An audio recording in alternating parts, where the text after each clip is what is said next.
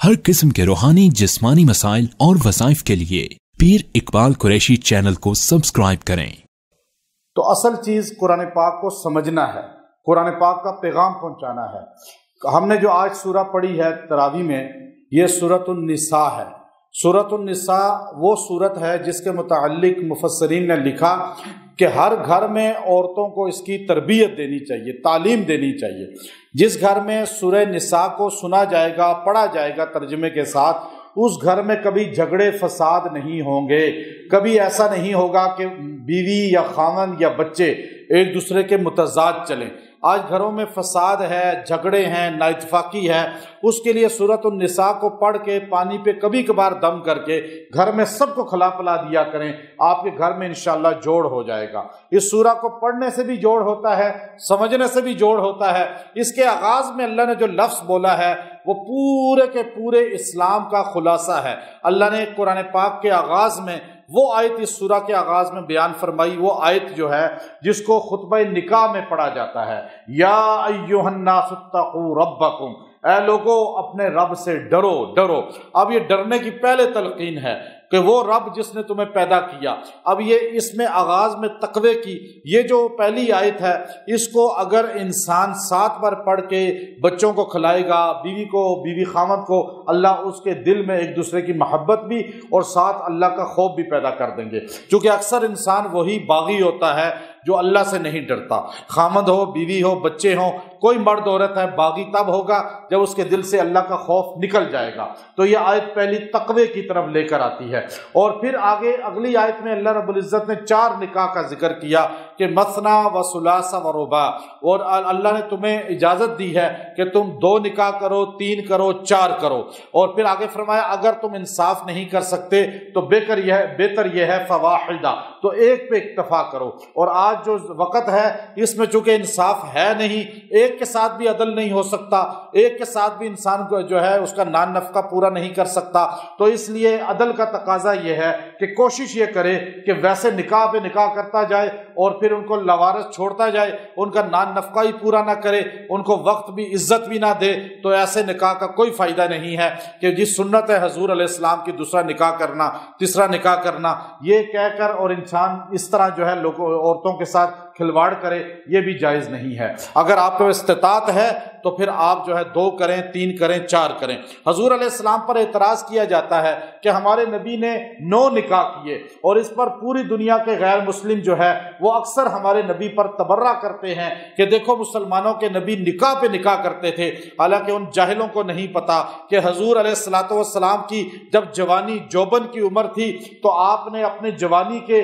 53 سال جو ہے وہ 53 ایئر تک آپ نے صرف ایک نکاح کیا، اور وہ بھی 25 سال کی عمر میں اپنے سے 25 سال بڑی عورت کے ساتھ نکاح کیا، حضرت خدیجہ رضی اللہ تعالی عنہا کے ساتھ۔ اگر حضور علیہ السلام کو نفسیانی خواہشات ہوتی تو آپ جوانی میں نکاح 1 نہیں 10 کرتے، 20 کرتے، 30 کرتے۔ اس زمانے میں تو شریعت تھی ہی نہیں تو آپ کرتے، لیکن آپ نے نبوت سے پہلے بھی اگر نکاح کیا ہے تو ایک عورت سے کیا جو اپنے سے ایج میں بہت بڑی تھی، اور دین کو سامنے رکھ کے کیا کہ یہ میری معاون بنے گی، اور وہ خدیجہ رضی اللہ تعالی عنہا ہیں۔ پھر حضور علیہ السلام نے بڑھاپے کی دہلیز پہ قدم رکھ کر جب ان کا انتقال ہو گیا اور آپ کی بیوی دنیا سے چلی گئی، پھر آپ نے دوسرا حضرت سودا سے نکاح کیا، تیسرا حضرت عائشہ سے نکاح کیا، پھر یکے بعد دیگرے آپ کے نکاح 9 نکاح ہوتے ہیں۔ اور آپ نے ایک ماریا قبطیہ باندیا سے بھی نکاح کیا۔ اب آپ دیکھیے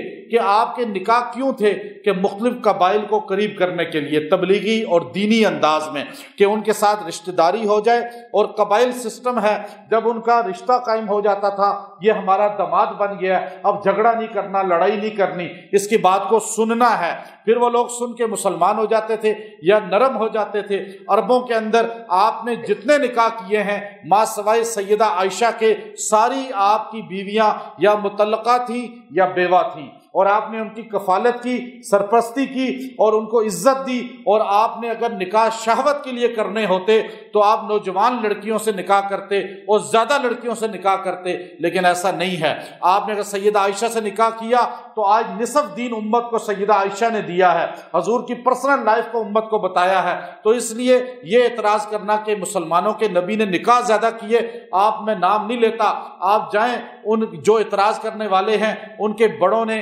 کروڑ نکاح بھی کیے، آج میں اس کا نام نہیں لیتا کہ انہوں نے لکھا کہ ہندو کے بڑے کا کہ اس نے 1 کروڑ نکاح کیے، اور پھر آپ اسرائیلی کتابیں اٹھائیں، تورات، حضرت سلیمان علیہ السلام نے 1000 نکاح کیے، آپ اسرائیلی کتابوں کو اٹھا کر دیکھیں تو اعتراض تو ان پہ بنتا ہے۔ یہاں تو محمد کریم صلی اللہ علیہ وسلم نے صرف 9 نکاح خود کیے اور اپنی امت کو 4 تک کی اجازت دی، اب اس لیے اعتراض کوئی نہیں ہے۔ پھر آگے یوصیکم اللہ فی اولادکم، وراثت کا حکم آ گیا کہ وراثت کو ایسے تقسیم کرنا ہے کہ آج بیٹیوں کو وراثت میں سے حصہ نہیں دیا جاتا، اس کی سختی سے تردید ہے، ہر عورت کو وراثت سے حصہ دیا جائے گا، اگر حصہ نہیں دے گا تو یہ جہنم میں داخل کر دیا جائے گا تہجد گزار نیک ہوتے ہوئے بھی۔ تو وراثت پوری ادا کرنا، بہنوں کو، بیٹی کو دینا، یہ حق ہے اس کا، اور یہ قرآن کا حکم ہے۔ پھر آگے فرمایا تیسرے رکوع میں کہ توبہ یہ نہیں ہوتی کہ چلتے پھرتے ویسے توبہ کر لی جائے، استغفر اللہ استغفر اللہ یوں پڑھا جائے، نہیں،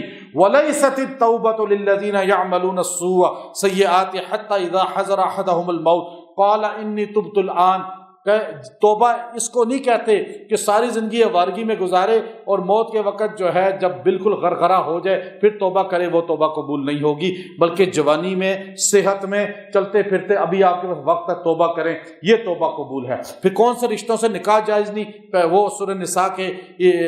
جو 4 پارے کا آخری آیت ہے اس میں اللہ نے بتایا۔ پھر عورت کو حق مہر کتنا دیا جائے گا، تو اللہ نے فرمایا کہ حق مہر کی کوئی لیمٹ نہیں ہے، تم پر ڈیسائیڈ ہے کہ ایک آدمی کی تنہا بزنس اچھا ہے تو وہ عورت کو حق مہر 2 لاکھ بھی رکھ سکتا ہے، 10 لاکھ بھی، 50 لاکھ بھی، اور جس کی بہت کم ہے 50,000 رکھے، لیکن اتنا رکھے کہ تم پہ بوجھ آئے، یہ نہیں کہ تم حق مہر کو جی فاطمی رکھ لو اور زندگی یہودیوں اور عیسائیوں کی اور حق مہر فاطمی کہہ کر۔ حضرت فاطمہ کا کوئی حق مہر نہیں تھا، چھوٹا، وہ بھی بڑا تھا، اور حضرت زینب کا جو ہے وہ ایک گائے تھی، اس لیے یہ کہنا جی حق مہر اتنا ہونا چاہیے یہ بھی جھوٹ ہے۔ حق مہر اپنی حیثیت کے مطابق دیں۔ قرآن کہتا ہے احدہم قنطارا، اگر تم خزانہ بھی دو تو واپس نہیں لے سکتے، تو یہ خزانہ بھی حق مہر میں دیا جا سکتا ہے۔ خزانہ کتنا بڑا ہوتا ہے ہر بندہ دیکھ سکتا ہے، سوچ سکتا ہے، تو یہ اللہ نے کہا کہ جب تم بیوی چھوڑو تو حق مہر واپس نہیں لے سکتے، تحفے واپس نہیں لے سکتے، وہ اس کو دے دو، یہ اس کو تم نے گفٹ کر دیا۔ پھر 5ویں پارے میں اللہ نے شروع میں جو ہے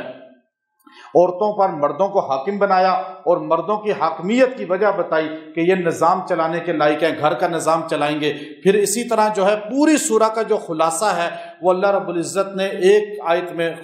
سمو دیا، جو مختصر میں آپ کو بتا رہا ہوں کہ حضور علیہ الصلوۃ والسلام کی شان میں اس سے عظیم آیت کوئی نہیں ہے۔ یہ علماء لکھتے ہیں قرآن پاک کی سب سے عظیم آیت ہے، فَلَا وَرَبِّكَ لَا يُؤْمِنُونَ حَتَّى يُحَكِّمُوكَ فِيمَا شَجَرَ بَيْنَهُمْ۔ اللہ کہتا ہے فَلَا وَرَبِّكَ، اے میرے پیغمبر مجھے آپ کے رب کی قسم، حالانکہ اللہ اپنی قسم خود کھا رہا ہے،